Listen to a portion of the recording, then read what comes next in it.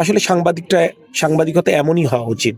সমাজের বিভিন্ন অসঙ্গতি, বিভিন্ন সমস্যার কথাগুলো তুলে ধরা উচিত, যাতে করে আমরা জানতে পারি আমাদের যে সামাজিক দায়বদ্ধতা আছে, সেই দায়বদ্ধতার জায়গা থেকে আমরা যেন মানুষের পাশে দাঁড়াতে পারি। কিন্তু তথ্যটা আমাদের কাছে থাকতে হবে। এটা হয়তো বা আমার এবং আমাদেরই ব্যর্থতা, আমাদেরই সীমাবদ্ধতা, এটা আমরা আগে জানতে পারিনি। গণমাধ্যমকে আমি ধন্যবাদ জানাই যে তারা এটা আমাদেরকে জানাবার একটি ব্যবস্থা করেছেন। তো আমি একটা তো সংবাদের মাধ্যমে জেনেছি, আবার তাদের কাছ থেকে যেটা শুনলাম এটা দুর্ভাগ্যজনক। মাত্র 8 মাস বয়সী একটি বাচ্চাকে রেখে তার বাবা চলে যায়। আপনারা তো নিজে বোঝেন গ্রামের এরকম একটা সাধারণ পরিবারের জন্য সংসার চালানো কত কষ্ট। আফিয়ার মারা 3 বোন, কোনো ভাই নেই, 2 বোনের বিয়ে হয়ে গেছে, মা নেই, বাবারও একটা সংসার আছে। এখন তিনি কিভাবে এই বাচ্চাকে মানুষ করবেন, এটা তো সবচেয়ে বড় সংকট। আর দেখেন, আমি রাজনীতির বাইরেও আমরা মানুষ হিসেবে আমাদের একটা সামাজিক দায়বদ্ধতা আছে। সেই দায়বদ্ধতার জায়গা থেকে আমি এসেছি। আপনাদের এই সংবাদটা যেমন আমার দৃষ্টিগোচর হয়েছে, আপনাদের এই সংবাদটা আমার প্রিয় নেতা তারেক রহমানের দৃষ্টিগোচর হয়েছে। উনিও আমার সাথে এই বিষয়টা কথা বলেছে যে আমি তোমার এলাকার ব্যাপারটা তুমি জানো কিনা। আমি বললাম জি ভাই, আমি দেখেছি।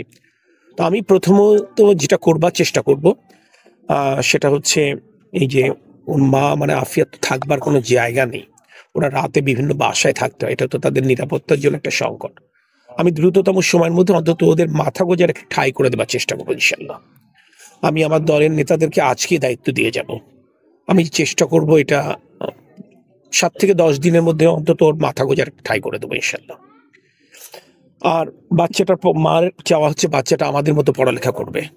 ওর পড়ালেখা করবার যতদিন পড়ালেখা করতে চাইবে, ব্যক্তিগতভাবে আমি এবং আমার দল বাংলাদেশ জাতীয়তাবাদী দল বিএনপি সর্বতভাবে সাথে থাকবে।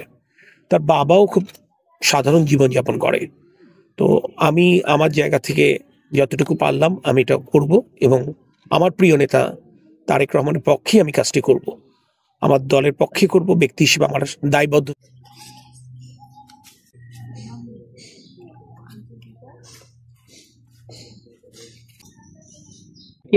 আমার এই অবস্থা দেখে অনেক সাংবাদিক ভাইরা এসেছেন, এসে আমাকে অনেক হেল্প করেছেন।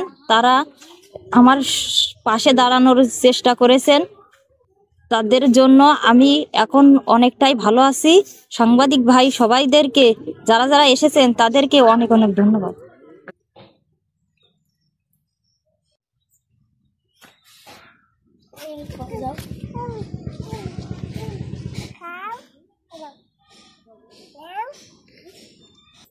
দাদা